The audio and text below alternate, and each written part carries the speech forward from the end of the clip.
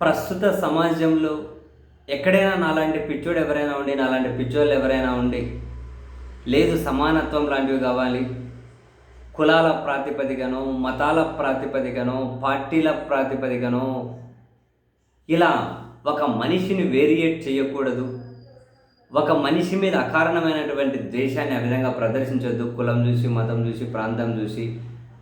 బేసిక్గా సమాజం ఉమ్మడిగా ముందడుగు వేసినప్పుడే ఏ సమాజమైనా పురోగతి సాధించగలుగుతుంది అని ఎవరైనా అక్కడ ఇక్కడ నాలాంటి పిచ్చోళ్ళు ఏమైనా మాట్లాడితే, అంతకు మించినటువంటి నిజంగా పిచ్చోళ్ళే అలా ఎవరైనా మాట్లాడితే ప్రస్తుత సమాజం మనుషులు కూడా చాలా ఎదిగారు. మెజారిటీ మనుషులు ప్రస్తుత సమాజ పోకడు కూడా చాలా మారింది. సమానత్వము లేకుంటే ద్వేషం లేకపోవడము, అందరూ సమానం అనడము, ఇటువంటివన్నీ కూడా ఇప్పుడు పచ్చి బూతులు. ఇప్పుడు ఒక మన నాయకులను మరొకరు నిందించక్కర్లే, ప్రజల దృష్టిలో కూడా అవి పచ్చి బూతులు. సీరియస్లీ, ప్రజల దృష్టిలో పచ్చి బూతులు. మీరు ఏ సంఘటన అయినా చూడండి, ప్రస్తుతం ద్వేషించే వాళ్ళు హీరోలు, అసూయ పడే వాళ్ళు హీరోలు, ద్వేషించే వాళ్ళు హీరోలు, అసూయ పడే వాళ్ళు హీరోలు. ఇంకొకరిని కులం పేరుతో ద్వేషించు, ఆ ద్వేషించవని వాడు తోపురా అంటారు. ఇంకొకరిని మతం పేరుతో దూషించు, ఇంకో వానికి రకరకాల బిరుదులు ఇస్తారు.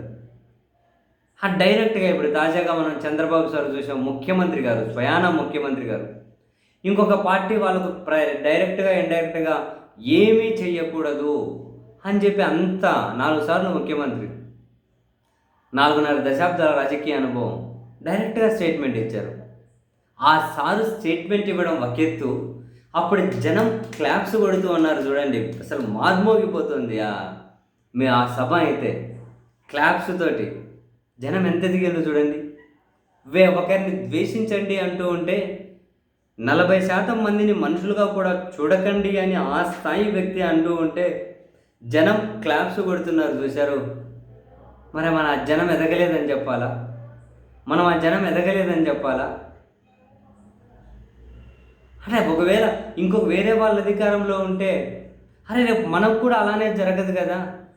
పాలన అనేది ఒకరిని ద్వేషించడం కోసం కాదు అని. అలాంటివి అక్కడ తప్పట్లు కొట్టే జనం అర్థం చేసుకోలేరు. నేను చదువుకున్న వాళ్ళు చదువుకునే వాళ్ళు అని అంటలేను. చదువుకున్న వాళ్ళలో ఇంకా మూర్ఖత్వం పతాక స్థాయికి ఉంది. ఇప్పుడు పిచ్చితనం పతాక స్థాయిలో ఉంది, అది వేరే విషయం. అంటే ఆ విధమైన ద్వేషానికి మనం మద్దతు ఇవ్వకూడదు అనేటువంటి ఏమీ లేవు. జనానికి ఇవన్నీ అక్కర్లేదు. ప్రేమ లేకుంటే సమానత్వం ఇవంతా ఎవరికి కావాలి? మీరు జనాన్నైనా గమనించండి. విద్య గురించో వైద్య గురించో మాట్లాడితే క్లాప్స్ కొడతారా? మందు గురించి మాట్లాడితే క్లాప్స్ కొడుతూ ఉన్నారు. మందు గురించి, మందు రేట్ల గురించి, మందు షాపుల గురించి, బెల్ట్ షాపుల గురించి, 2 పెగ్గులు వేసుకోవడం గురించి, 90 రూపాయల క్వార్టర్ అని చెప్పి మాట్లాడితే క్లాప్స్ కొట్టి విజిల్ ఎత్తున్నారు. ఒకరిని ద్వేషిస్తుంటే హీరో అంటున్నారు. ఆ ద్వేషం కులం ముసుగులో ఉండనియండి, మతం ముసుగులో ఉండనియండి, పార్టీల ముసుగులో ఉండనియండి.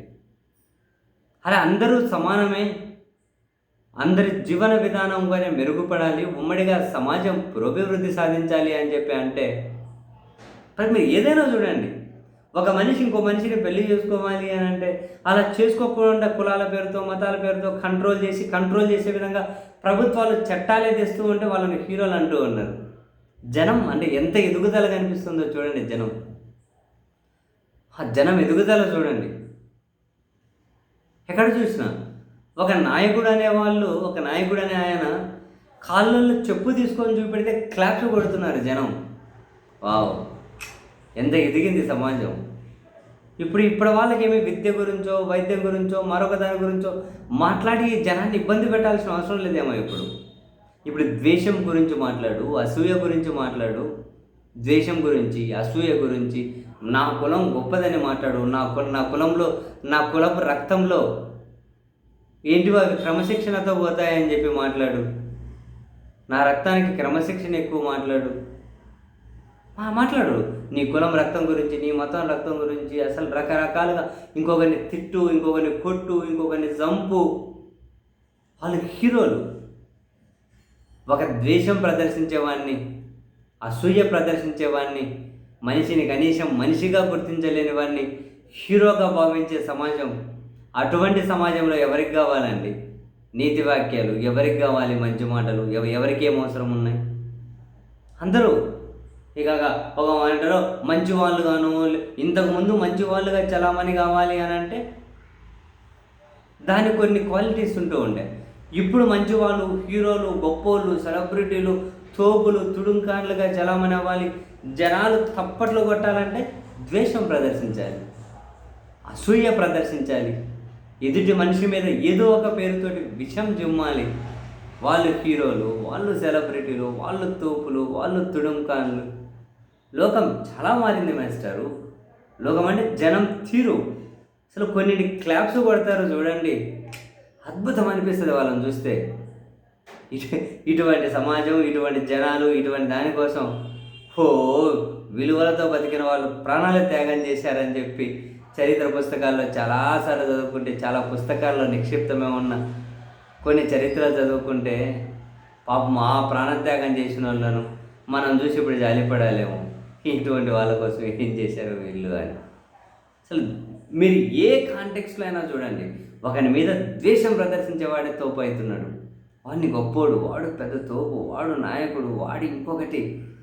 ఆ ద్వేషం ప్రదర్శించేవాడిని, ఆ ద్వేషం భౌతిక దాడులు చేయడానికి కారణమవుతూ ఉన్నా, ఆ ద్వేషం మనిషిని చంపడానికి కారణమవుతూ ఉన్నా, ఏదో ఒక రూపంలో ద్వేషమే చూడండి. మొత్తం ద్వేషమే రాజ్యం వెళ్తూ ఉంది, అసూయనే రాజ్యం వెళ్తూ ఉంది. ద్వేషం, అసూయనే రాజ్యాలు వెళ్తూ ఉన్నాయి. అందరం ఒకటే కదా అన్న ఆ ఫీల్ పెద్ద బూతు ఎవ్వడు దేకట్లే ఇప్పుడు రండి. ఎవడు దేకుతున్నాడు? దేకినోడు తక్కువ, వాడు ఎవడు పరిగణలోకి తీసుకోవట్లే. దేకినోడు ఎవడు పరిగణలోకి తీసుకోవట్లే. ప్రజలు చాలా మారిలే ఇప్పుడు. దేనికి క్లాప్స్ కొడుతున్నారు, దేనికి కొట్టట్లే. జనం కూడా నోట్లో నుంచి బూతులు మాట్లాడేవాళ్ళు అవి వినేకి సమ్మగా ఉంటాయని చెప్పి పోటీ పడుతూ ఉన్నారు. సమ్మగా ఉంటాయని చెప్పి పోటీ పడుతూ ఉన్నారు. సో రాంగ నాకు తెలిసి పొంగ ఇక ఎన్నికల మేనిఫెస్టోలు కూడా ఇంతకుముందు మద్యం గురించి మాట్లాడాలి అంటే అసహ్యం వేస్తూ ఉండే. ఇప్పుడు మద్యం గురించి, మద్యం రేట్ల గురించి, క్వార్టర్ మంది ఎంతకి ఇస్తామని, ఏం బ్రాండ్లు ఇస్తామని ఎన్నికల మేనిఫెస్టో అయిపోయింది.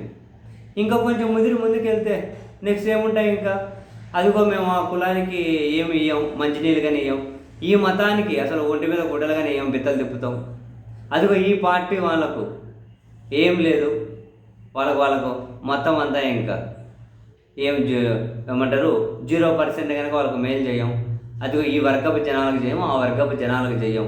డైరెక్ట్గా ఎన్నికల మేనిఫెస్టోలో వస్తాయేమో. ఇంకా అప్పుడు కూడా జనాలు ఫుల్ క్లాప్స్ కొడతారేమో. ఎంత దారుణమైన స్థితిలోకి మనిషి, సమాజం. అంతేలేని మనం. ఎందుకంటే మీరు చిన్నప్పుడు ఉన్నప్పుడు చేతులు కట్టుకొని అందరూ భారతదేశం అభివృద్ధి చెందుతున్న దేశం అని చదువుకుంటూ ఉంటుంది. ఇప్పుడు పిల్లలు అదే చదువుకుంటున్నారు. ఇప్పుడు పిల్లలు పుట్టిన అదే చదువుకుంటూ పోతుంటారు. అంతమించి మనం ఏమీ ఊహించలేములేండి. ఈ సెకండ్ కూడా ఎక్కడో